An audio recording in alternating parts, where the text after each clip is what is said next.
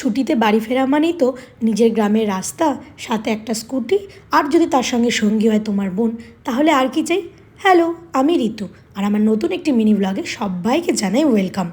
বাড়ি আসার পর তেমন কোনো জায়গায় বেরোনো হয়নি, তাই ভাবলাম আমি আর আমার বোন মিলে যাই একটু ঘুরে আসি।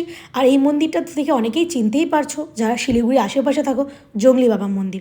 তো অনেক দিন যেহেতু এই মন্দিরটাতে আসা হয়নি, তো আমরা আমাদের বাড়ির থেকে ডিস্টেন্সটা খুবই কাছে, তো আমরা ভাবলাম আজকে এই মন্দিরটাতেই ঘুরে আসা যাক। কিন্তু মন্দিরের ভেতরে তো ভিডিও করা অ্যালাউ নেই, দুজনে প্রসাদ নিয়ে তারপর চারিপাশটা একটু ঘুরে দেখছিলাম।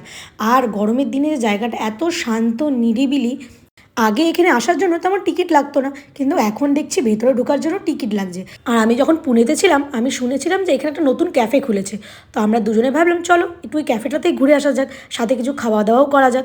আর দেখো ক্যাফেটা কি সুন্দর করে সাজানো, আর চারিদিকটাও এত সুন্দর লাগছিল। তো আমরা দুজনে মিলে অর্ডার করলাম 1 প্লেট মোমো। মোমোটার টেস্টটা দারুণ ছিল। তারপর ঘোরা কমপ্লিট করে আমরা চললাম বাড়ির উদ্দেশ্যে। চলো দেখা হচ্ছে নেক্সট মিনি ব্লগে, ততক্ষণের জন্য বাই।